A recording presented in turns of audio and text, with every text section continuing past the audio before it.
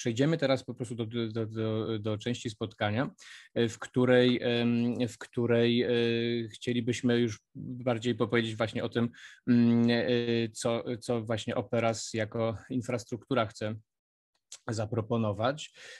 Zaczniemy od prezentacji Operas jako infrastruktury europejskiej i to będzie wystąpienie w języku angielskim, które przedstawi członek zarządu Operas, Pierre Mounier, więc ja teraz też przejdę na angielski. Hello Pierre, great to have you here. So I just introduced you as the co-coordinator of Operas or community coordinator, and Pierre is also the associate director of Open Edition, unless anything changed recently. Pierre will just tell us something more about Operas as a European infrastructure, which aims to become an ERIC in some hopefully foreseeable future. So thank you, Pierre, once again for coming, and the floor is yours. Thank you very much. This presentation has been prepared by myself, of course, but also by my co-coordinator of Operas Infrastructure, Suzanne Dumouchel. And the slides has been prepared by Elena Giglia, who is the representative of Italy and the University of Torino in the Executive Assembly of Opera. So it's really a collaborative work that I'm going to present to you. Okay, so first, the first question I like to highlight is what is the issue or the issues that Operas tries to address. And the basic issue we try to address by building this distributed infrastructure at European level and international level, hopefully, is to address the question of fragmentation in the humanities and social sciences. Why fragmentation? Because, of course, there is a huge diversity of disciplines between this block of disciplines, inside this block of disciplines, which are the humanities and social sciences, but also a fragmentation due to the fact that the research in those disciplines are usually undertaken, achieved, and communicated in a variety of languages, of national languages, and the research is deeply linked and deeply rooted into local or national context, which is also a factor of fragmentation. The other point is that more on the technical level now, there is also a lot of studies have evidenced that there is a lack of interoperability and a fragmentation of data sources and fragmentation of access to publications due to a lack of adoption of common standards, for example, like technical standards, a variety of publishing practices, and once again, due to the variety of publishing languages. And the third point is also to say that compared to other disciplines in the STM block,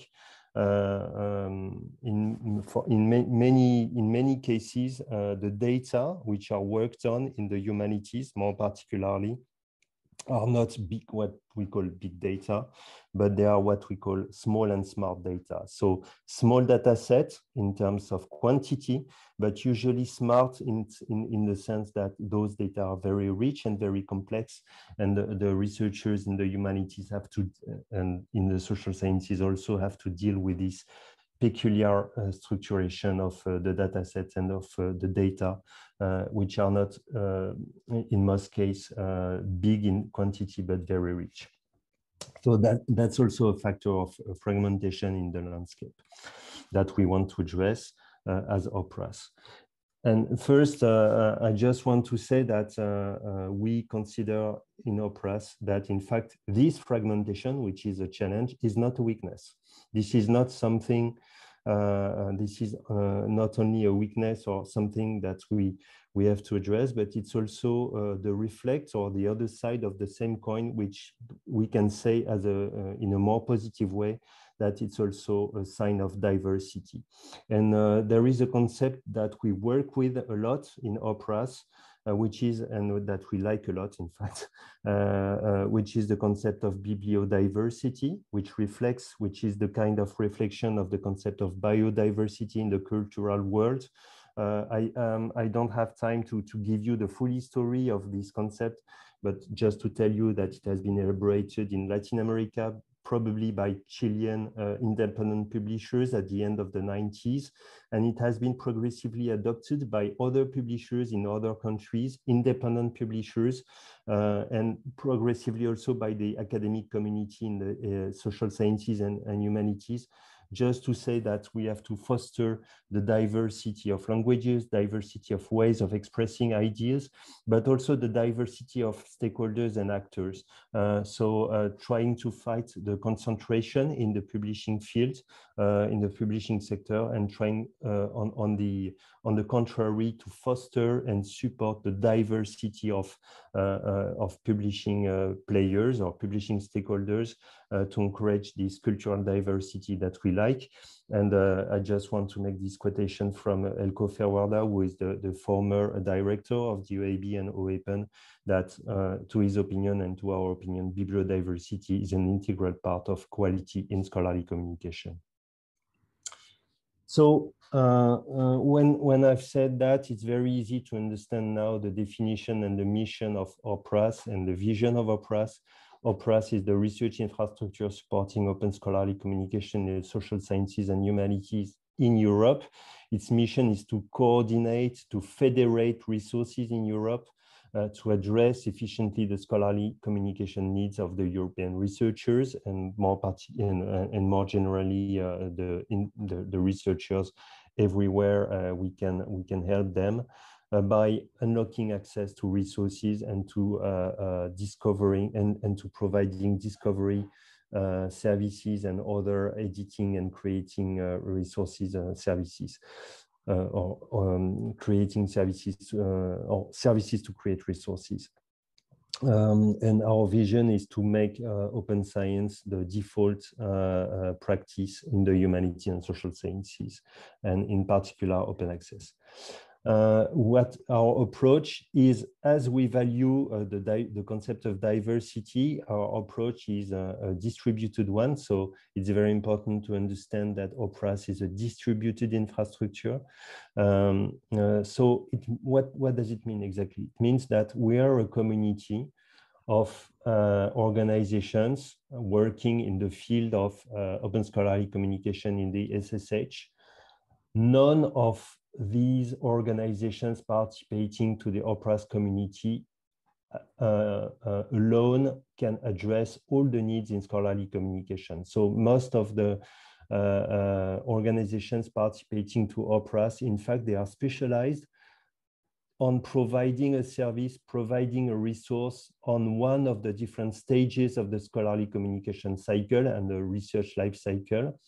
So it means that, in fact, we have to work together, because all together, all these organizations, they can fully cover the whole life cycle of research and scholarly communication.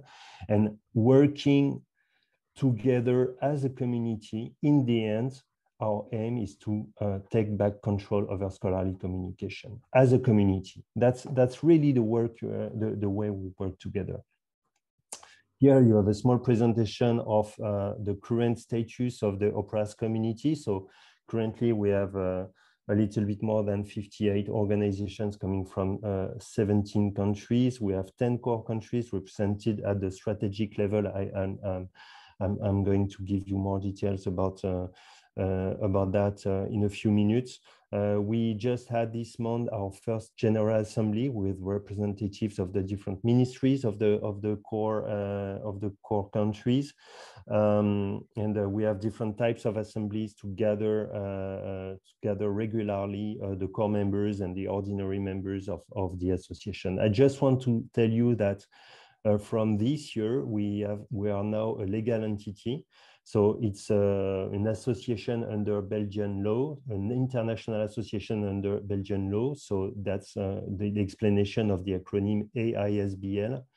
The headquarters the official headquarters is in Brussels, but it's really a letterbox because as we are distributed, we are everywhere across Europe. And of course, we have applied to be on the S3 roadmap, and we are expecting the result in a few weeks to know if the research ministries of the 27 countries have accepted to add OPRAS as a project to this European research infrastructure roadmap decided together or coordinated by the research ministries at the European level. Just to give you a short understanding of the governance scheme that governs OPRAS, we have basically 3 assemblies. So the General Assembly is the assembly where you have representatives of the different 10 core countries. They control and validate more particularly the budget of the association and also the strategic plan. The General Assembly meets twice a year, and then we have the Executive Assembly, which is the most important one because in the Executive Assembly we have the 10 core members. The core members are those organizations who accepted to commit more than the other members to lead the strategic development and to support the strategic development of OPRAS. And we have 1 core member per country. So IBL PAN is the representative of Poland in the Executive Assembly. And each of these core members accept also to coordinate their national community and to represent their country in the Executive Assembly. And the Executive Assembly meets once a month. So you see that it's quite a lot, but it's very important because then we have a continuous dialogue with the core members and the coordination team to be able to really develop collaborations and work efficiently together. We have the Assembly of the Commons, which is the virtual assembly gathering all the ordinary members, and the Assembly of Commons, in fact, is divided into what we call special interest groups, which are working groups dedicated to specific topics. You have the list here: best practice, common standard, multilingualism, business models, performance and service, tools, research and development. Each of the special interest group is coordinated by one of the core members, but all the ordinary members commit to participate to at least one of the special interest groups. And of course, we have other governing bodies. So there is the OPRAS coordination team. You can see that on the right-hand side of my screen, with the 2 co-coordinators and the coordination team. Which is the managing team, let's say, of the infrastructure. And on the left-hand side of the screen, you can see also the members of the Scientific Advisory Committee, which is made of researchers participating to give also a scientific input into the development of OPRAS. So how OPRAS position itself in Europe? In fact, we collaborate with a lot of organizations at European level. You have the list here. We collaborate with e-infrastructures. So basically, OPRAS is not an e-infrastructure because e-infrastructures are really transdisciplinary. They provide digital services for all disciplines. And we, OPRAS, we are really focused on SSH. But of course, we collaborate with those infrastructures such as GÉANT, EGI, OpenAIRE, EUDAT. We collaborate with other research infrastructures in the SSH, such as DARIA, Clarin, CESDA, IRIS, which are more focused on primary data and data management, whereas we, OPRAS, we are more focused on publications. And we collaborate also with a lot of networks, such as GOFAIR, NRESH, ISH, EUP, network, professional or scientific networks at European level. which foster collaborations between the different stakeholders at European level. And we OPRAS, we collaborate with them, but we are more than just a network, as our intention is to deliver services to the researchers. So being an infrastructure. Of course, OPRAS aims at being an actor of EOSC and FAIR data. So just to tell you that you probably know, or maybe you don't know, but EOSC has been set up as a legal entity recently also. There is the EOSC Association to pursue the structuration of the EOSC at European level. And we, OPRAS, we are a full member of this association, trying to represent the voice of our community in the EOSC and to influence, of course, the strategic development of this very important project. OPRAS started, in fact, not in 2016, but it started in 2014 during a workshop organized in Thessaloniki in Greece by Victoria Tsoukala about non-for-profit important publication venues in Europe. It was a workshop, a satellite event of the HelpUp conference in Thessaloniki. And then we started discussing with different partners, and then the idea was incorporated at one point in 2016 when we started preparing for future European projects to get European funding to support the effective implementation of our idea and concepts. And then from 2017, you have a succession of different projects, such as IRMEO, such as OPRAS-D, and then OPRAS-P triple COESO now, supporting the implementation and development, the effective development of the infrastructure. We are working with different types of stakeholders. So in fact, the important point is to say that we try to connect with the publishers, of course, but also to work with the service providers, with the libraries, the research libraries. Of course, we try to work and to connect with the researchers as authors or readers, with the funders also, and we have a citizen science project which connects us with a different variety of socioeconomic actors. So here on this screen, you have a very short presentation of the different services we try to develop together. You can see that most of those services, they are based on existing services which have been developed by national infrastructures or by different organizations. And our role is to scale those services up to the European or international level, and also to support their development by including them into a framework which can be considered as the OPRAS catalog of services.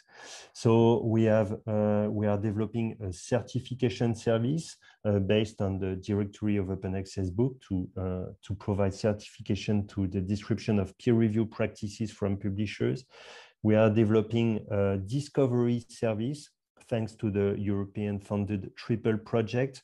So the idea is to provide a discovery service at European level to help researchers discover open resources in SSH across the different disciplines, countries, language, etc. We are also developing a research for society service, which is a citizen science service. Basically, the idea is to develop a platform where citizens and researchers can collaborate together on common research projects, citizen science research project, and this is supported by the current COESO project, European funded as well. We have been developing in the more particularly in the Hermeos project, a metrics service dedicated to Open Access Book to collect and aggregate usage metrics on the Open Access Books from different sources. And of course, we are also developing what we call the Pathfinder, which is a portal to help the researchers to access to publishing services that can be of help for their communication need. One important part of our developing activity, current developing activity, is the activity related to innovation, and we are currently developing a lab, an innovation lab within OPRAS. And this is the particular responsibility and the leadership of IBL-PAN to develop this innovation lab, as IBL-PAN has been the work package leader on our innovation work package in OPRAS-P project. One other thing that we are doing is we do a lot of studies, in fact, in our different projects. And just to give you an example of one of the studies we have done recently for Coalition S. So Coalition S commissioned us and a consortium of 10 organizations to carry on a study on what we call the diamond models for open access publishing and open access journals. The diamond model is this open access model where journals don't charge APC to allow authors to publish. So of course, those journals, they have to rely on a different business model, and that's what we have studied in this comprehensive study, the OA Diamond Journal Study. Just a short focus on on a very important dimension of the collaborative work we are currently doing at OPRAS. In fact, as I said, the Assembly of the Commons and all the members are working collaboratively in what we call the special interest groups.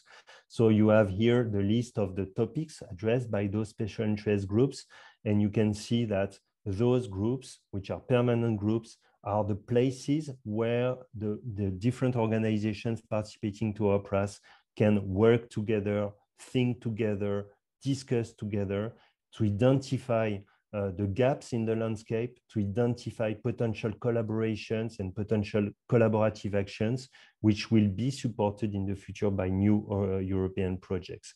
So that's basically where lies the engine, the real engine of OPRAS, those special interest groups. That's very important.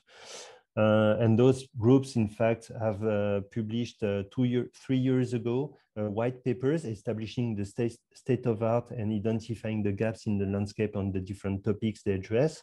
And now they are working on providing new versions of the white papers. So in fact, we have encapsulated everything into what we call a liquid book, because this liquid book will be made of the collection of the white papers, updated constantly, or from time to time, I would say, to reflect the status of the state of art, and once again, to identify potential actions to be done by the community on those topics. We have a specific action related to FAIR data, as we have created also CoOPRAS, which is an implementation network in Go FAIR initiative dedicated to open access publication and trying to address the question of fairization of publication, and more particularly SSH publications inside this CoFair initiative.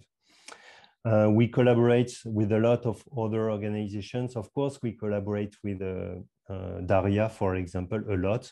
So Open Methods is one of the examples of the collaboration we are doing with the other research infrastructures. I encourage you to have a look at it if you're interested. I think this is a very interesting project and initiative.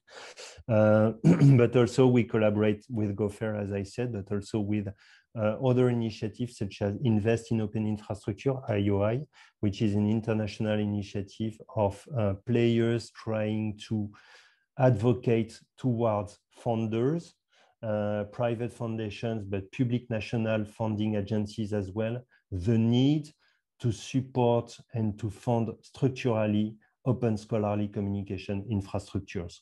And you probably know that it's a challenge to convince them to provide structural funding to support the infrastructures, and more particularly the scholarly communication infrastructures. So we really support this kind of initiative. Okay, so other kind of initiatives we participate to, the COPIM project, the Helsinki Initiative on Multilingualism, etc. oh, there is no end to it. So Shock also, which is a European project, and Resh, which is a European, you probably know it, the European network trying to address the question of evaluation in SSH.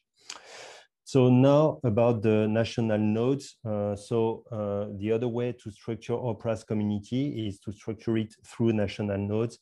And the national nodes are creating themselves at the moment. So we are really at this point of the national communities try to organize themselves inside OPRAS as national communities. So the aim of those national communities, of course, is to collaborate and to be able to speak with one voice and to link OPRAS activities with the national activities, organizations, projects, which are developing in the national context. There is an interesting point also, which is that you know this list of the European research infrastructure dedicated to SSH, such as CESDA, Clarin, Daria, ESS Share, and those infrastructures, they have themselves national nodes. So it's important also that at the national level, the national nodes of OPRAS connect to the national nodes of the other infrastructures, and not only at the European level. So this is a short description of what national nodes can do, like analyzing their national landscape, positioning in OPRAS in the national context, setting priorities, and bridging communities. Okay, so I'm almost at the end of my presentation. Just to let you know that we have different levels of membership. So the most important one is the ordinary member here. This is the most common one. And just to let you know that any organization working in the field of open scholarly communication in the SSH can join OPRAS. And of course, it's a free membership. The only thing to do is to talk to us, basically. So having interviews with one of the two coordinators of OPRAS, and of course with the national representative of the country in the Executive Assembly, and to fill some forms to sign the rules of participation, and to give us information about who you are and what you intend to do in the in OPRAS, and the involvement, the commitment to join OPRAS as an ordinary member. As I said, it's free, so there is no commitment to pay a membership fee. The only commitment is to commit to participate to the work of the community and the activities of the community. So we have formalized that in a way of saying, well, okay, we request from our members to participate to at least one of the different special interest groups. So it should amount to 0.1 FTE, 10% of a full-time position. But of course, it can be, that's the minimal level. And we have some ordinary members who participate to several special interest groups. And any ordinary member can send as many of their members, of their person or staff, to the different special interest groups to participate to the collective work that we are doing inside OPRAS. If you need more information, of course, you have the OPRAS website. We have, no, it's not here. We have the OPRAS blog. And I'd like to encourage you also to see our community, or to have a look at our community on Zenodo, where we publish all our reports, publications, and so on.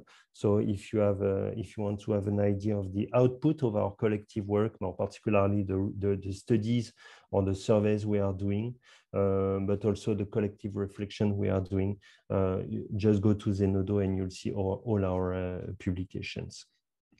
And that's it for me. Thank you very much. Sorry for being so long. Perfect. Thank you very much, Pierre, for this presentation, and for giving us more context about OPRAS. And we just move along to the presentation, the Opera's PL node. So thank you very much again for joining us today for this overview. So I'm just switching back to Polish now. So thanks again.